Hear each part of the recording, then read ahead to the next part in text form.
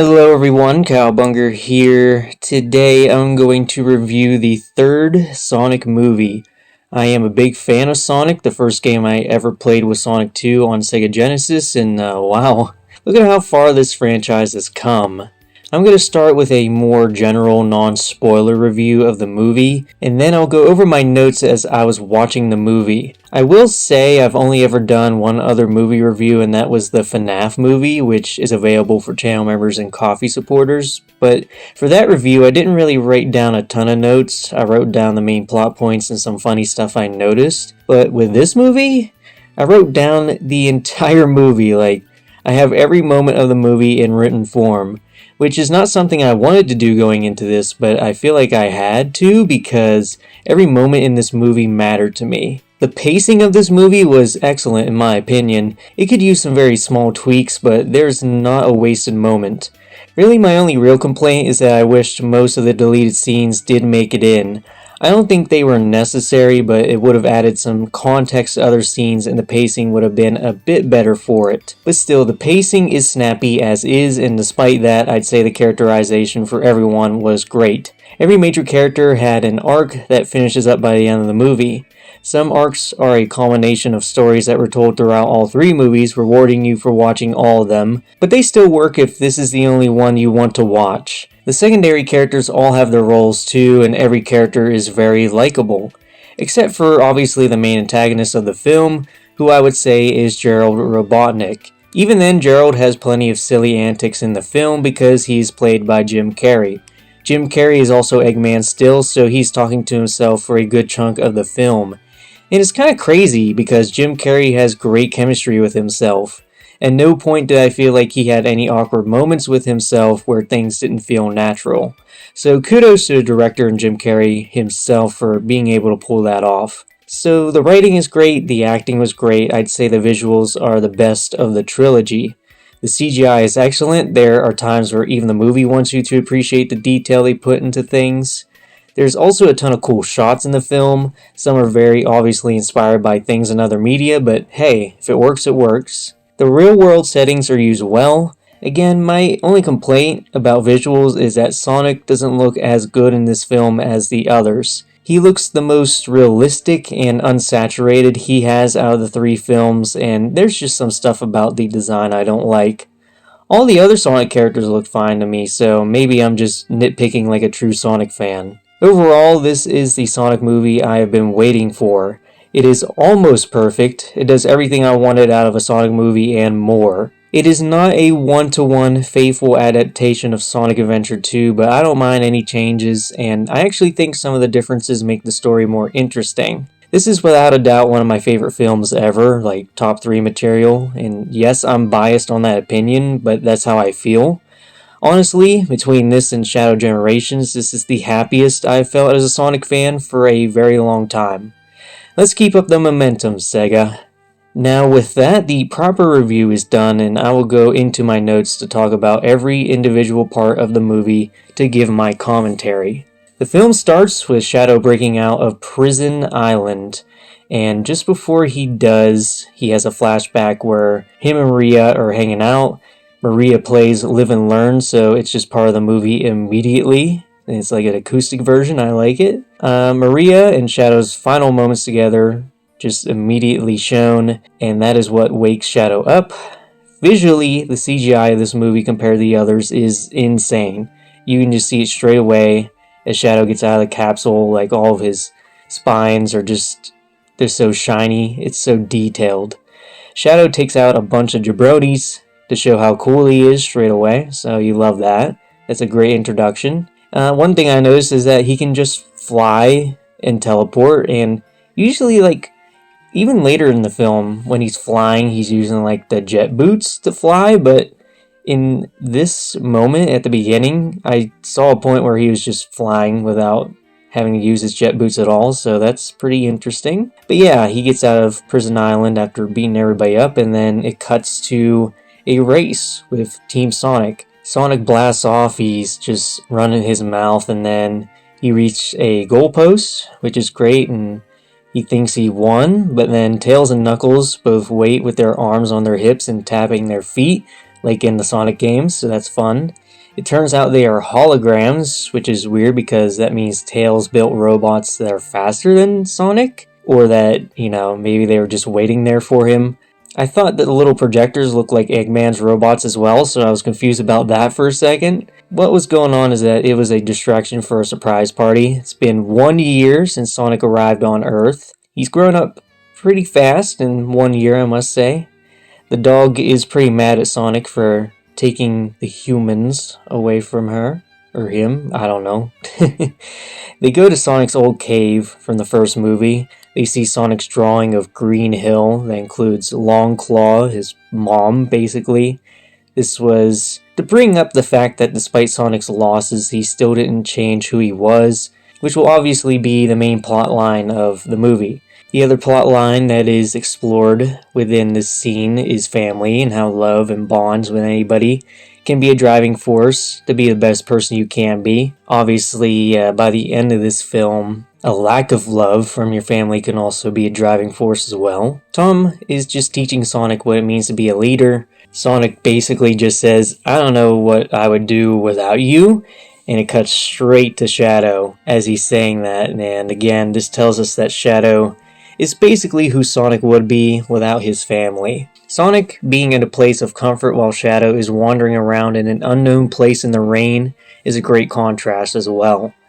This is where we learn that Shadow has been trapped on Prison Island for 50 years. Gun shows up to try to detain Shadow and he just says, "Why won't you leave me alone?" Every scene so far has built a lot of empathy for Shadow and has shown him to be just a character in a situation he can't deal with. Gun come down to Sonic and family to tell them that they need him for a bad situation. Tom and Maddie are proud parents as Team Sonic leave. It doesn't seem like Team Sonic has been briefed about whoever they're about to fight, which is kind of weird, but Tails got some handcuffs for them. Sonic says the line as he gets out of the plane, You guys know the one, He says, "I'm out of here," as he gets out of the plane at the beginning of Sonic Adventure 2. It's that one. Team Sonic is confident as they head down. It's like one long continuous shot. It's really cool. Knuckles catches a car and then Shadow appears in front of smoke. The shot composition here is fantastic as well. It makes Shadow look really dang cool. He's just walking through flames and stuff. It's like, oh my god. Sonic wants to talk and do things peacefully. Knuckles just wants to fight. Shadow doesn't want to reason with them because they jumped out of a gun helicopter. That sucker was so high up in the air, I'm surprised Shadow saw that. Knuckles says enough. He goes to try and punch Shadow. Shadow just teleports right in front of him. Knuckles is like, oh crap, and then Shadow twists Knuckles' wrist, and apparently it hurts. Everything he does after hurts, though, for sure. Shadow's just mopping the floor with Knuckles by teleporting everywhere. It's just so sick. He takes out everyone else one by one after. It makes Shadow out to be a huge undefeatable threat straight away. They do the shot from Shadow 05 where Sonic tries to stand but falls down with Shadow behind him. I love it. Then Shadow grabs a gun, a laser gun, but still a gun, gets on a motorcycle, and then drives off. This man is trying to sell so many toys. Sonic chases him down even though Tails doesn't want him to. Something that's being shown here is that anytime anyone on Team Sonic acts on their own, bad things will happen, and usually it's just Sonic. Knuckles and Tails are usually on the same page in this movie. Shadow is shooting that gun in a cool chase sequence. There's a great shot where Sonic jumps through a truck window and there's a slow-mo to show the truck driver's reaction. They also just run up this tower with lightning going up it in a far shot. Looks really cool. Then Shadow does the Akira slide up the tower, jumps off the bike down towards Sonic. Sonic jumps up for them to collide, and you haven't seen that in the trailer as well. It's about as cool as it sounds. Sonic wakes up with handcuffs on him, so Shadow got away. Next, we visit the Chao Garden. There's a Detective Pikachu joke here. Again, it's in the trailers. And it's kind of surreal for a couple reasons. Obviously, Sega's referencing a Nintendo game. But I'd say Detective Pikachu is a video game movie that kind of started this trend of all these different video game adaptations being made. So kind of brings me back to that time frame when it's brought up. To see how far movies and show adaptations of video games have come is pretty cool. Somehow we are still doing the whole video game characters look really ugly when they are made to look realistic thing. Minecraft movie. Excuse me. Wish we moved away from that by now, but this movie still looks great at least and actually shows some respect to the characters. I mean, it wasn't gonna be like that, but I'm glad that we're here now. Commander Walters comes to visit and gives backstory on Shadow.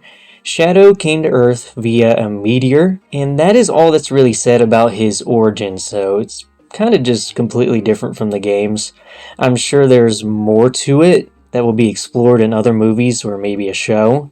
He has chaos energy built into him, so he must have a connection with the Master Emerald we don't know about either. Walters tries to explain that Shadow's power is the reason for the accident that locks him up. They blame Gerald for the incident and imprison him. They tase Shadow to throw him in a cage, those assholes. Then they put him in stasis since he was too powerful to be free but too valuable to kill. Once he's done explaining that, the lights go out, but then they come back on and it's just the Childs performing. But then, Mr. President, get down! Eggman's robots are actually here now. A person on a motorcycle takes them all down, though. Konnichiwa? Yeah. Cringe line. The robots kind of just sit there, and they let him just destroy them, which is kind of weird. The motorcycle person leaves after, and Sonic checks on Walters, who is dying. He gives Sonic a key to the strongest weapon Gun has built. He trusts Sonic with it, and then he just dies. Gun arrives. Commander Rockwell appears, who is basically just like the second down from Commander Walters. Looks for the key, and she doesn't find it. She must assume that Team Sonic killed him and took it. I don't know why, but yeah. I don't know if she thinks that all the cartoon animals are in cahoots with each other. That's what I would have to guess. Sonic Team leave with Chow heads on, I guess as disguises, but that's not really shown beforehand. There's a deleted scene that shows a gun officer falling for the disguise, which I wish was in the movie. Really, I looked at all the deleted scenes for this movie, and I wish almost all of them were included. They bring context that's not necessary, but it would have enhanced the movie in a couple ways. Anyway, they are running from Gun until they learn more about Shadow and the weapon. They catch up to the motorcycle person, and it's Agent Stone. It's the Goat Milker! Stone reveals that they had nothing to do with Shadow's release. Him or Eggman, as a matter of fact, and they're actually going to go see Eggman in this big old crab robot he's built. There's this weird Spanish show skit, which pays off by the end of the movie, but Eggman is watching it. He talks about family being bad, of course, so again, more talking about how family could be a good or bad thing, I guess. He also talks about having man boobs or something. And then he starts dancing and drumming on his big belly. He doesn't know that people are watching him, of course, and then he turns around and he's like, "Oh!" Eggman sees someone using his robots and wants to find them. So Sonic and Eggman have an alliance to find out what's going on. I don't like Jim Carrey saying that his babies were stolen from his egg sack. Also, Eggman said he'd only work with Sonic on one condition, and Sonic just knew he wanted one of his quills. Eggman still likes to take electronic hits off the quills, so it must feel pretty good. There's this little haircut session. Apparently, it's Jim Carrey's real hair, as far as I can tell. Eggman goes to change, but he's too fat to fit in his stuff, I guess, so he tells Stone to give him some room. Stone says he doesn't have the proper material, so Eggman rips his shirt off and says, "Found some." We cut to the Gun's underground base. Shadow finds Maria's roller skate there, so it's kind of cool that she uses roller skates, kind of like how Shadow has skates. And it cuts to Maria being in the base for the first time. It's revealed that she's the professor's granddaughter, and he takes her everywhere. She finds Shadow, and she's like, "Why is this dude so grumpy?" She draws on his capsule, makes him look like a bunny, and Shadow's just kind of looking like, "What's this person doing?" But Shadow's got a friend now. It shows this whole montage with all their shenanigans since. My favorite part was them watching TV and seeing a Godzilla ripoff with the Bio Lizard in it. Just like in Sonic Adventure 2, Shadow sees himself in the alien freak and wonders, is this how I'm viewed? Like a monster? He doesn't explicitly say this, you can just see it in his reaction, and it's so good. Maria is the only person who hasn't looked at him like a monster or an experiment. They go stargazing at some point, and Maria brings up the fact about how stars kind of appear after they die, because it takes so long for the light to show up to the human eye. Obviously, that can be implied to how people can still influence us after they die as well. Shadow reiterates that he doesn't know anything about his home. Maria tells him that his home is on Earth, so Shadow questions himself. Maria basically gives Shadow the speech Tom gives Sonic. So yeah, it's just an obvious parallel. And Shadow again is just saying, I don't know what I would do without you. And then it cuts back to Shadow with a broken record player in the rubble of the base, just looking real sad. Gerald appears. He tells Shadow that people must pay for Maria's death. Team Sonic and Eggman, they arrive at the base. They're all gonna go in different directions in the base to try and figure out where Shadow might be. Knuckles doesn't like ghosts, which is canon. Casper makes an appearance in 2024. Crazy how he just has been completely irrelevant for such a long time now. There's a fun section where Shadow captures everyone one by one. Stone shows that he isn't really seen as Eggman's friend, though he wants to be. Eggman and Sonic talk about family once again, and they both have very differing opinions on that. The mirror scene is pretty funny. Eggman says he's undesirable by all genders, which totally isn't hinting at anything at all, and it's also pretty relatable. Sonic finds Shadow's capsule. Shadow appears behind Sonic in the glass, which is a really cool shot, and then he just yeets him. Eggman and Gerald meet. Gerald is Eggman's grandfather. Eggman asks, who did what with whom? And then they also break the fourth wall by saying that they're both the same person played by the same actor or whatever. Eggman tests Gerald, and he proves himself with all these different science questions. Eggman asks, where have you been my entire life? And Gerald explains that he's been locked up in prison. Somehow he's still alive at 110 years old. After Gerald proves himself, he says, come here, Eggman, and Eggman just kind of skips to follow him, which is kind of funny. Sonic sees the two Robotniks as he's all tied up with Tails and Knuckles. Eggman tells Stone to tie himself up on his own time. Gerald wants Sonic's key. They just get it pretty easily since Sonic's just kind of tangled up there. And then the significance of the key is revealed as Gerald says he got out of prison by creating the blueprints for the Eclipse Cannon. He must have waited until it was constructed to start his plan, I guess. Gerald does not care about people's lives. It's made very obvious here. Sonic tries to reason with Shadow. Shadow says, this is who I am. Again, another reference. And then he drops just a black hole, very casually. A black hole to kill Sonic and friends. They get a ring out and they teleport just in time before they get all sucked up. Eggman and Gerald assume Sonic and friends are dead. They plan on getting the other key for the Eclipse Cannon, which is in the gun headquarters in London. Before they go, Gerald and Eggman spend some time together, and Stone is kind of just like a third wheel. If anything, really, he's not even like a third wheel, they just completely ignore him. They are in a VR simulation, and the montage they have is great. We head back to Tom and Maddie. They're in their house, and there's a painting of their dog, and it looks a little off to me. Kind of looks like maybe the eye needs a different placement or the head's too big. I don't know, there's just something about it. But they were just hanging out, and then Sonic and friends teleport from the ring to tell them that they need their help. They agree to help because the peace and quiet was boring. There is a funny gag here where Sonic is trying to talk to them, but Knuckles is the one standing facing them, and he's like, Knuckles! And Knuckles is like, oh, sorry. Tails goes over their plan to break into gun headquarters to get the other key for the cannon. Plenty of gags in there too. The writing in this movie is just pretty good. Knuckles is the guardian of the Master Emerald again. It is established during the scene. Then in the next scene, Eggman comes out of the sewer. The music that is playing for London feels out of place, but what do I know, I guess. Gerald alludes to getting revenge on a grand scale. Stone and Shadow stay behind. Stone says that he has avocados to make guac. And then Shadow says, "Revenge guac." Cringe. Look, people like that, but I thought it was a little cringe. Sonic's definitely like cringy in this movie, but that's like the one line from Shadow where I'm like, I don't know. Tom and Maddie have disguises for the break-in. They disguise themselves as Maddie's sister and her husband, who I guess work for Gunn. Maddie convinces the front desk dude to let them in the building by being a meanie head. It's about as silly as it sounds.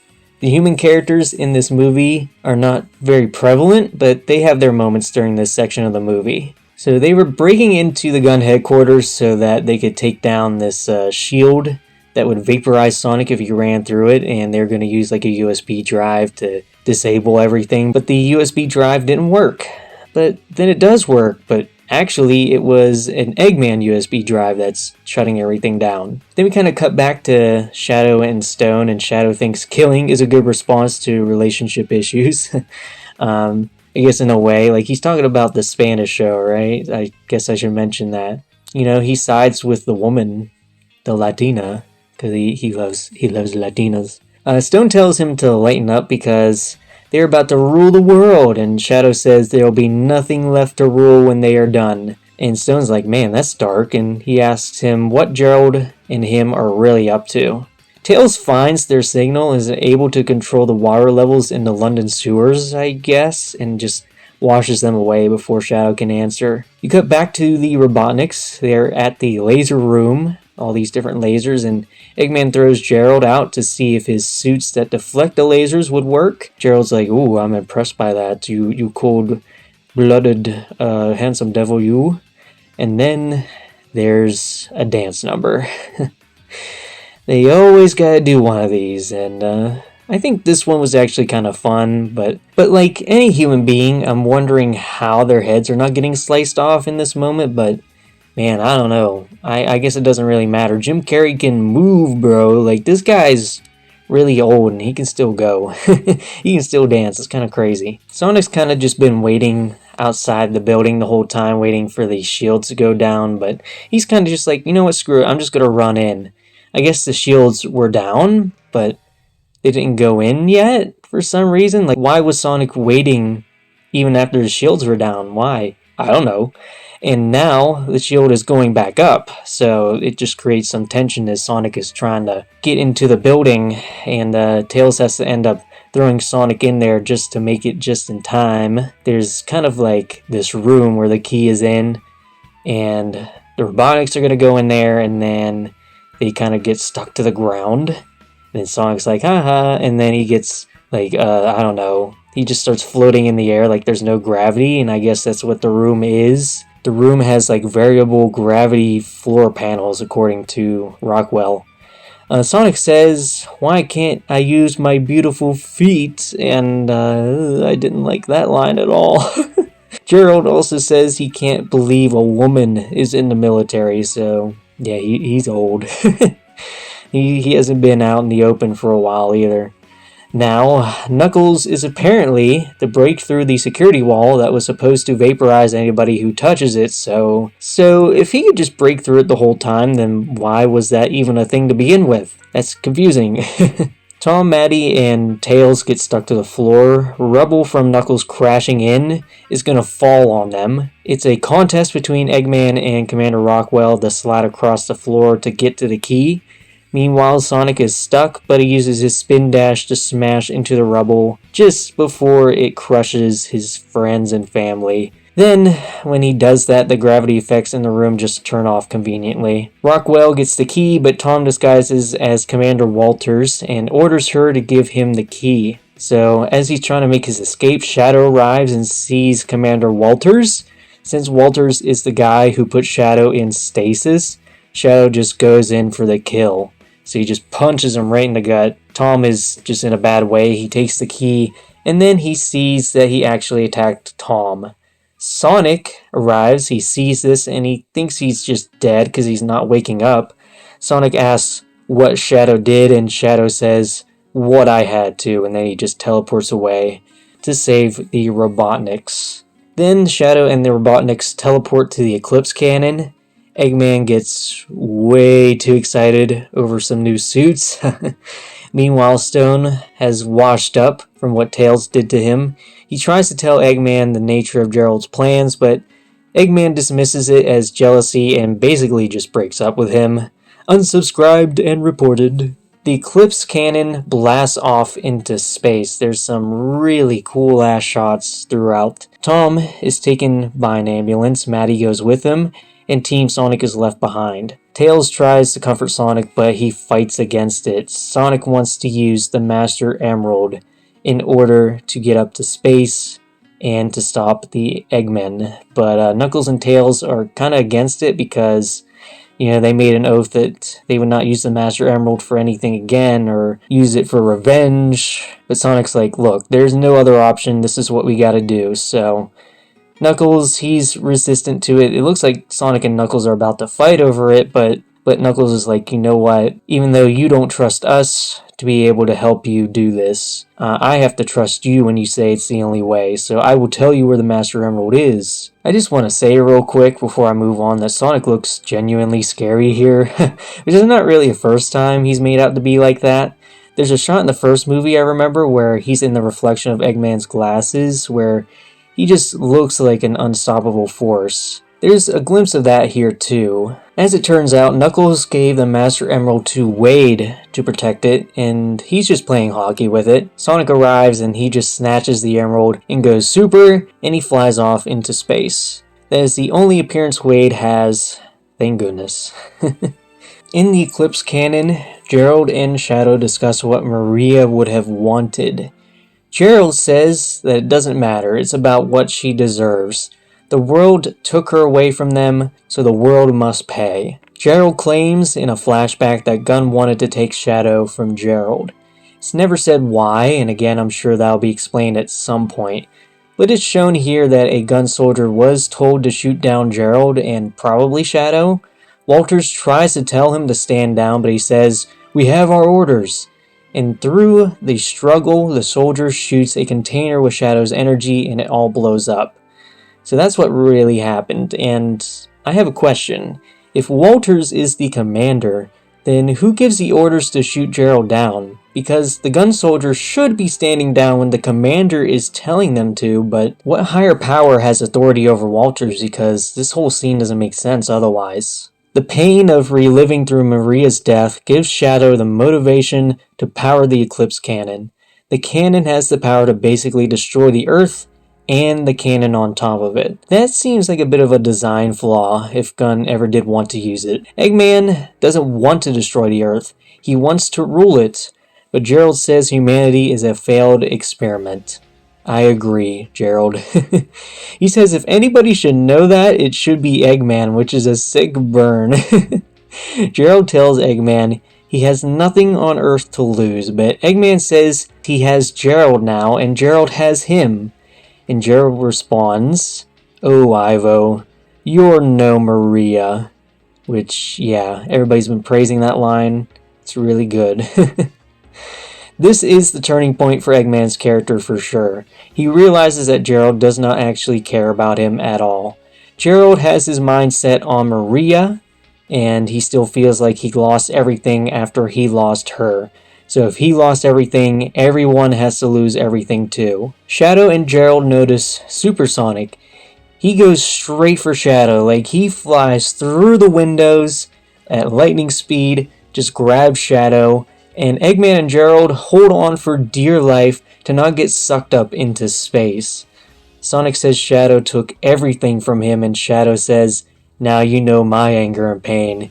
You made the same choice as I did."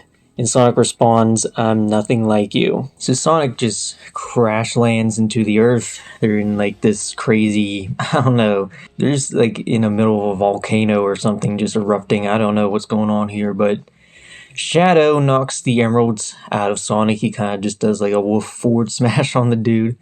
And they both stare at each other. The emeralds are right in front of them. They both go after the emeralds and they both go super. And yeah, there's a cool shot of Shadow being super for the first time. It's great. And then this is where the final act begins. I thought that But the way people were talking about this final act, that I was gonna be like screaming my head off and going all crazy, and that's not what I did. But this final act is still great. Like, it still delivers in a lot of different ways. Maybe some tweaking here and there with how different scenes went. Could have made things better, at least for me as a Sonic fan, and I'll get into it a little bit here. So as they're fighting, Live and Learn is playing a little bit. The fight sequence here is very cool. There's a lot of impact to the moves. There's very flashy CGI. Sonic and Shadow are basically flying around the whole planet to exchange blows, and it's shown in a super cool way.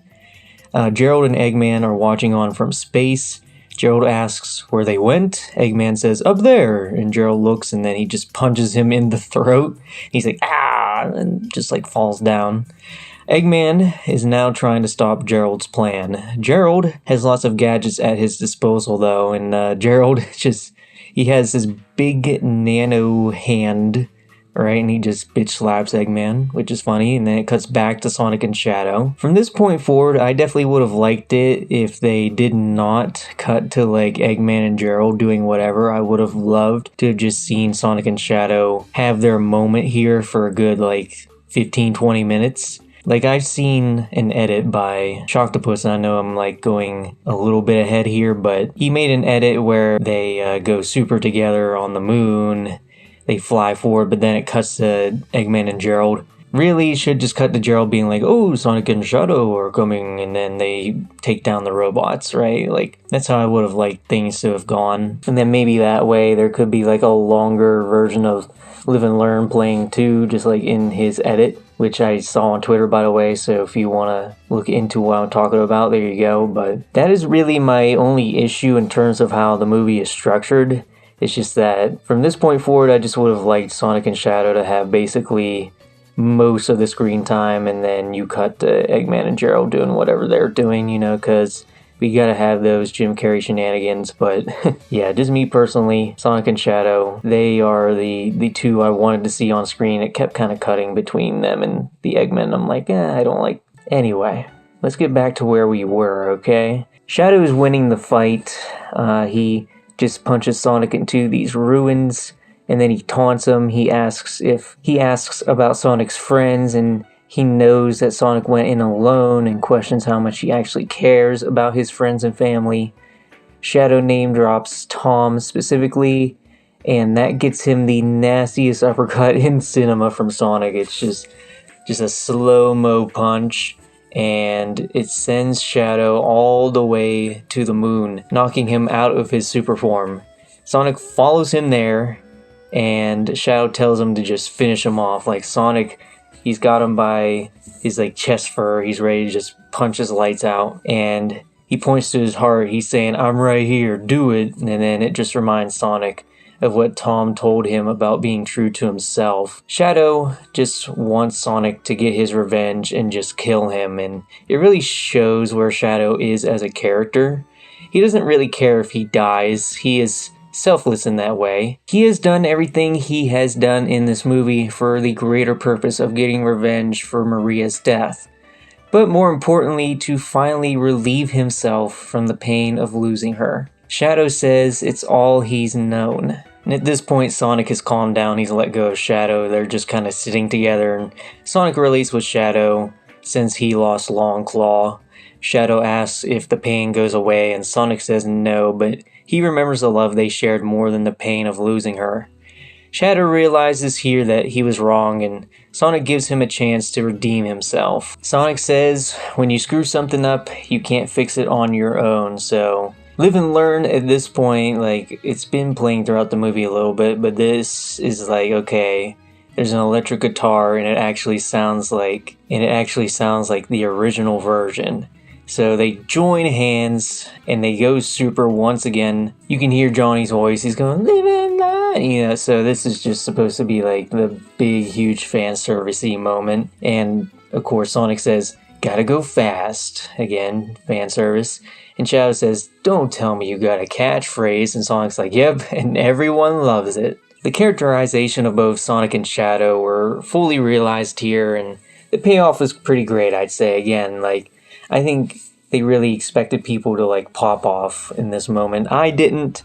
Like, I was excited and I was like, oh, they're so cool, but I'm not like going insane, like ripping my shirt off or something at this moment. Now we're back to the Robotniks, and Gerald is spanking Eggman, and this is going from one of the most epic moments in Sonic's history to spanking. Okay, then. Again, this is what I'm talking about when it's like, why did you cut away from that moment? Like, the pacing of that is just very weird, where it's like, we're going from this really cool thing to this super duper comedy stuff. I still feel like you could have done that, but again, just make it so that Gerald sees that Sonic and Shadow are coming, send out the robots, they destroy all the robots, and then it comes back to Eggman and Gerald doing the little spanking thing. Okay, like, I think it just could have worked better that way. Because trust me, like, I don't hate this scene. It's still funny to see Jim Carrey, like, spank himself. It's still funny. I want it to still be in the movie, but it's just like, yeah, let's move the scenes around a little bit and then make it work. Eggman gets out of his spanking by drilling a hole in Gerald's foot. Ow. Somehow that's one of the most brutal things that's happened in this movie. Now Jim Carrey fights himself. Gerald basically turns himself into a scorpion, and Eggman summons a fence because he said he wanted some defense, and it auto-corrected. Yeah, at this point the comedy is not hitting. After this, it's just like, oh, we're kind of just doing an obligatory Jim Carrey versus Jim Carrey thing, which again, like, it's surreal to see it. Like, I never thought I'd say Jim Carrey versus Jim Carrey, you know, in like an actual movie.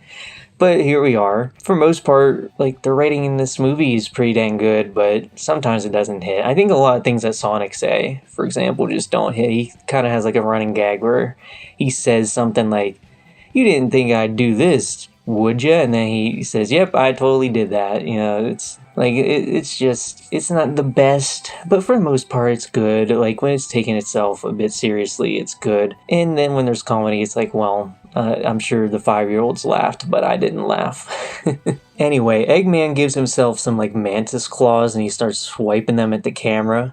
It did remind me of when he was the Grinch and he was taunting his dog at the camera, which is, like, my favorite moment from that movie. Here it lasts, like, 2 seconds, though. It's not, like, played up for comedy or anything. He's just kind of like, yeah, you know. So Gerald knocks Eggman off the platform they are standing on, and he sees that Sonic and Shadow are on their way. He then releases a bunch of gun robots after them.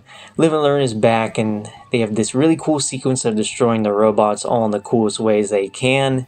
It ends with them doing the pose together, you know, the one from the opening of Sonic Adventure 2, but in their super forms, with just explosions in the background. It's great. Back to Eggman, he's about to get sucked into the vacuum of space. Gerald kicks Eggman off, and I don't know, but it looked very obvious to me that this was green screened. Like, it's a very minor nitpick, but yeah, the lighting could have been a bit better. Like, as he's falling, like, his lighting is completely the same the whole time, but that shouldn't really be the case if he's, like, getting farther away from the camera and, like, going under things in the spacecraft. Gerald is not paying attention, and as it turns out, Tails and Knuckles are here to save Eggman. So Gerald kind of, like, turned his back to all this, and then Eggman takes his Sonic Quill, which is a Super Quill, and he shoves it up Gerald's butt. The force of the Super Quill was so strong that it sent Gerald into the air. He screams, and he just gets incinerated by the electric chaos energy powering the cannon. And he was just gone. One of the most anticlimactic deaths I've seen. I'd say for these cartoon villains that are just irredeemable, that an anticlimactic death is fitting. Back to Sonic and Shadow. Sonic leads some bots to Shadow to Chaos Spear. From there, they need to get in front of the Eclipse Cannon to stop it from hitting Earth. Eggman, Tails, and Knuckles try to steer it away from the Earth. They do it just in time, but the moon was hit instead. They pissed on the moon, Obama! Anyway, Sonic gave it his all to hold on, and now he's just plummeting down to Earth unconscious. Tails goes down for the save, Eggman stays on the ship, and Shadow appears. Eggman says that the cannon is going to explode, I'm guessing just from all the energy that it's used, and that it would basically cause a nuclear fallout if it explodes near the Earth. So Shadow makes the plan to push the cannon away from the Earth while Eggman tries to buy them time to stabilize the energy of the cannon as much as possible before it explodes. Tails gets to Sonic but goes unconscious as he's about to throw one more ring. It cuts to Shadow and Eggman's efforts. Eggman does one final live stream, which again, there are these deleted scenes where Eggman did like a couple of live streams, and there's just this entire plot point that was cut where Eggman said, instead of doing evil schemes, I'm just a live streamer getting all these sponsorships now, chasing that high. But in this one final live stream, he thanks Agent Stone for being his friend. As the cannon is about to explode, Eggman does some very dramatic poses that looks like they come straight out of an old Renaissance painting. It's really funny. Shadow remembers his favorite moments with Maria one more time.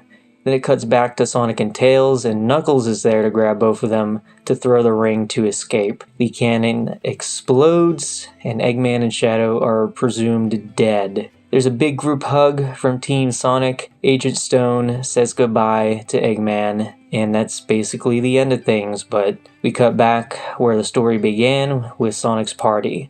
And like at the beginning, they go for a race. Finally, the weird shot of Tails shows up, and that's the end. Or at least until the post-credits scene happens. The post-credits go straight from where we left off, the last scene. Sonic ran a little too far after that race, but he encounters Metal Sonic. He makes an entrance similar to the Terminator, which, hey, I guess that's a cool inspiration to take from Metal Sonic's character. Metal has a freaking laser gun for an arm, I like it. He shoots at Sonic and misses. Then Sonic punches him and his body parts kind of reorient in different ways. I just love how it was animated. Describing it doesn't really do justice. There's not just one Metal Sonic though, there's a whole bunch, and now they are surrounding Sonic. They have a gray color to them though, so it seems like there's a main Metal Sonic, the blue one. A hammer comes in to destroy each one, and a hooded figure jumps in front of the moon for a cool shot. Obviously the only Sonic character that uses a hammer is Amy, and she reveals herself. There is another post-credit scene right at the very end that reveals that Shadow is alive, so I'd like to think that Eggman is probably alive too. Honestly, I don't know how Metal Sonic would exist if Eggman did die. Like, think about it, if Metal and Amy are potentially from the future, because that's definitely what it seems like is happening here, just between Metal Sonic looking like the Terminator and the fact that this is probably going to be some sort of adaptation to Sonic CD, which is all about time travel, then how could Metal even really exist in the first place without Eggman, right? Like, I don't know if Agent Stone would be smart enough to make something like a Metal Sonic, right? So I just think it's probably going to be Eggman, and there's some concept art showing him in the future, right, with Metal Sonic, so that's kind of where we're headed, I'm pretty sure. And it's weird too, honestly, that they would show off concept art for like the next movie. I mean, it's cool to give us a little teaser of what's to come, but the movie's pretty far out, so I'm surprised they would do something like that. I guess another possibility is that there could be like other dimensions, and then there could be multi-dimensional travel, but I don't know. Again, if they're adapting Sonic CD, then time travel seems like the thing that would make sense, but they're also coming out with a game where you travel through dimensions, so I don't know. I mean, they might try and tie that in, but I feel like the game will come much earlier than the movie will, so I don't know. I'm talking about the racing game, by the way. If it were up to me, I just would hope that they never do multiple dimensions. I think time travel is fine. It kind of makes sense for the next part of the story because this is about as crazy as things can get without introducing something like time travel, right? I still think that there's just like a lot of characters that you could introduce without the use of multi-dimensional nonsense, right? Speaking of time travel and introducing characters, maybe this is where they could introduce Silver and Blade. I hear rumors that they want Silver to be involved in the film, so maybe Sonic Movie 5 will be a Sonic 06 adaptation. Again, I kinda hope not. There's a couple other like Sonic games that I would like to see adapted in some way. Like, the main one I want personally is to see like Chaos be introduced in some way, maybe even Black Doom. I'm 100% confident that Shadow the Hedgehog will have some kind of spin-off movie or show just to explain his story even more. Maybe that's where Black Doom could fit into things. But yeah, I think that's all I really have to talk about with this movie. I hope you enjoyed me just sitting here and ranting about it for God who knows how long here. Make sure you subscribe if you wanted to see all kinds of different content. I mainly talk about platform fighting games. I will be talking about Multiverses soon. I'm just kind of waiting to see what comes out about, the reasoning for the game's demise. I think it's just pretty obvious that it just seemed like it was way too expensive to make and they weren't really making money back on it. So, that could be the obvious answer, but it looks like when it comes to other things, just like why the game was developed the way it was, there's things coming out that are interesting that I want to talk about and keep up with. So I'm going to try and gather all these different things that are coming out and put it on one video. I think that could be informative and useful for people who might want to make games in this genre too. I've tried, it's hard. So other than that, again, more general content like this that aren't platform fighting game related will be posted on the channel as well. So subscribe for whatever I do. Thank you to my channel members, StreamU, Assault Levels Max, Nova, Colby, and EXO. And I'll see you guys on the next video. Maybe, I don't know what video game movie's coming out next. I guess Minecraft. I don't know if I want to review that though. I'll see. Bye.